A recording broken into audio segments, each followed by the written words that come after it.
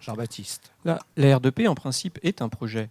En principe, c'est-à-dire dans son intention initiale, celle du rapport de 2001, du rapport de la Commission sur l'intervention à la souveraineté des États en 2001, puisque la R2P, son identité va être de dire par rapport au concept précédent, le concept d'ingérence humanitaire notamment, auquel elle répond et qu'elle écarte, moi, je ne fais pas qu'intervenir, je fais prévenir, intervenir, reconstruire. Les 3 piliers.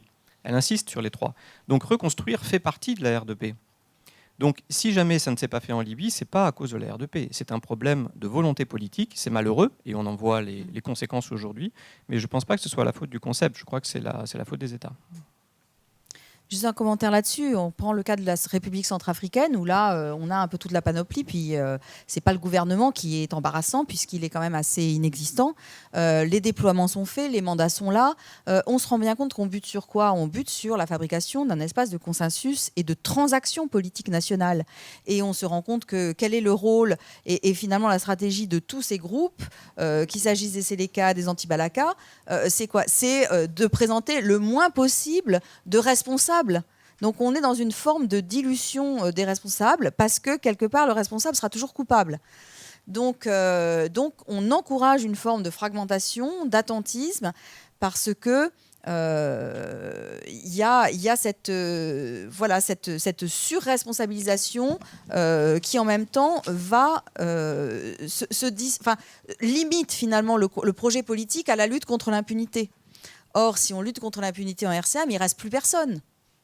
Donc la communauté internationale ne peut pas limiter son projet politique de reconstruction au rétablissement de l'état de droit et à la lutte contre l'impunité, alors que l'État, ça suppose déjà qu'on ait fabriqué les différentes composantes d'un dialogue national qui, lui, passe son temps effectivement à présenter des groupes incontrôlés, sans leader, sans tête, qui chaque fois vous disent « Excusez-moi, je ne suis pas responsable, c'est des gens que je ne contrôle pas ». Et c'est très intéressant parce que c'est nouveau qu'on voit ces mécanismes de déresponsabilisation des acteurs politiques locaux à ce niveau. La reconnaissance d'impuissance et la fuite de toute responsabilité politique. C'est le problème de la consolidation de la paix. La consolidation de la paix, elle a plusieurs volets, concept développé dans les années 90 par Boutros-Ghali notamment, et puis qu'on voit se développer ensuite. Et il y a un volet politique, il y a un volet sécuritaire, il y a un volet économique, et il y a toujours cette question de la poule et de l'œuf. On dit qu'est-ce qui doit venir en premier. A priori, il faut rétablir la sécurité, mais pour rétablir la sécurité, il faut démobiliser. Qu'est-ce que vous faites de ces centaines de milliers de soldats s'il n'y a pas les réformes économiques qui sont faites pour absorber tous ces emplois potentiels? Donc il faut d'abord faire des réformes économiques, mais on ne peut pas s'il n'y a pas d'abord un cadre politique institutionnel, etc. Donc ces 3 volets doivent être articulés en même temps, et c'est toute la difficulté. Alors, il nous reste à peu près un petit quart d'heure, je crois.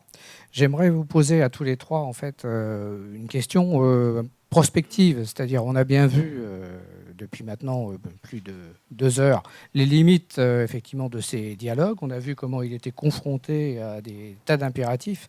La question que je voulais vous poser, moi, à tous les 3, c'est dans ce dialogue nécessaire, on le voit, avec ces groupes armés, quel type de volontarisme il faut avoir aujourd'hui? Est-ce qu'il faut aller plus loin? Je pense notamment, par exemple, à l'appel de Genève, qui est une organisation qui a accueilli à Genève fin novembre 37 groupes, 37 représentants de groupes armés, voilà, pour une sorte de conférence pas gouvernementale, puisqu'on est dans une gouvernementale, mais une conférence qui, de la part de ces organisateurs, était située à ce niveau-là, d'un dialogue institutionnel.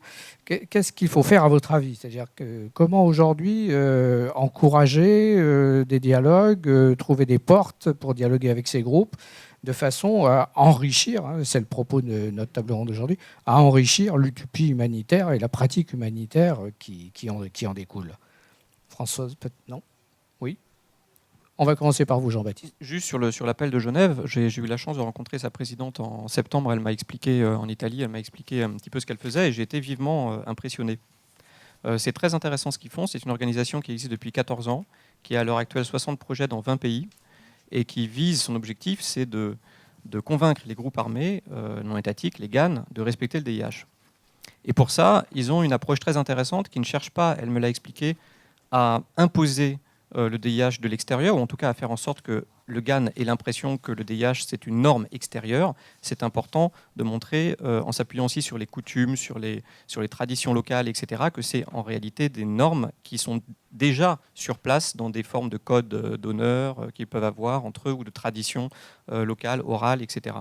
Donc ça, c'est une dimension qui est intéressante. C'est aussi une approche gradualiste ou étapiste, c'est-à-dire qu'ils vont, plutôt que de dire qu'il faut, par exemple, condamner des enfants soldats de moins de 18 ans, ils peuvent dire, bon, alors si vous ne voulez pas démobiliser ceux qui ont moins de 18 ans, démobilisez au moins ceux qui ont moins de 16 ans.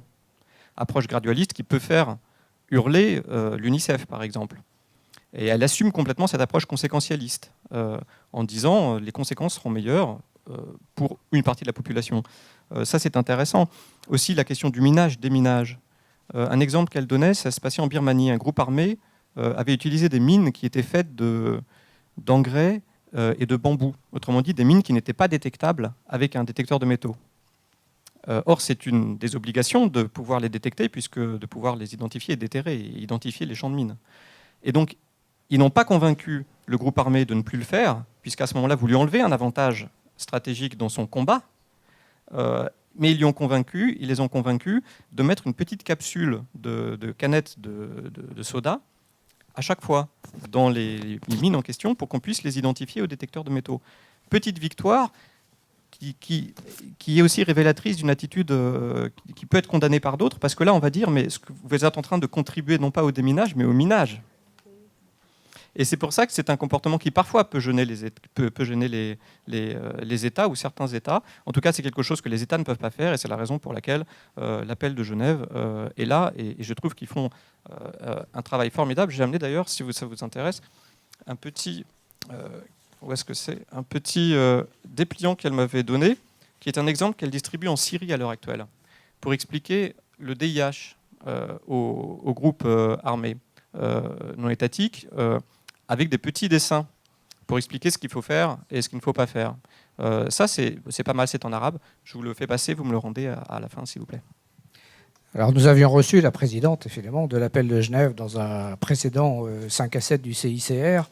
Et je voulais aussi rappeler d'ailleurs que cette organisation avait interpellé aussi l'Union européenne sur la question du DIH. C'était au mois de janvier dernier, pour effectivement savoir ce que l'Union européenne avait à dire sur cette question-là des groupes armés. Et donc, ça a fait l'objet d'une réponse de l'Union européenne sur le rappel des principes de l'Union européenne face aux groupes armés.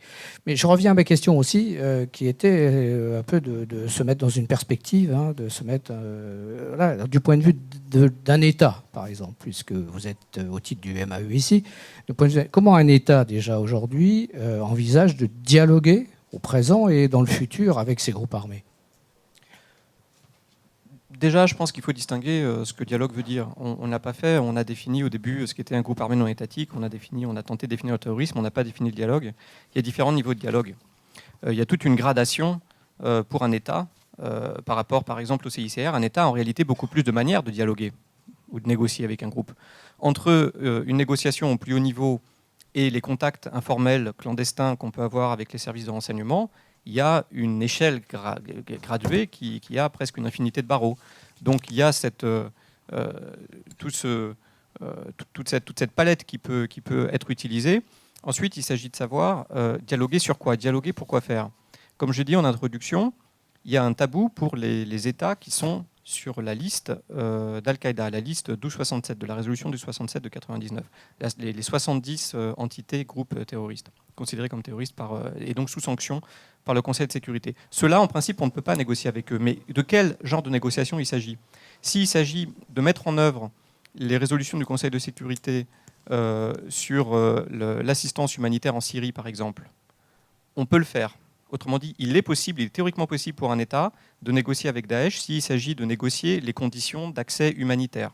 En revanche, ce qu'il n'est pas possible de négocier avec Daesh, ce sont des négociations politiques. On ne peut pas considérer Daesh, ou Al-Nusra, ou d'autres interlocuteurs comme cela, comme des interlocuteurs politiques avec lesquels on négocie pour arriver à un règlement politique du conflit. Donc ce sont deux types de négociations qu'il faut distinguer pour les États.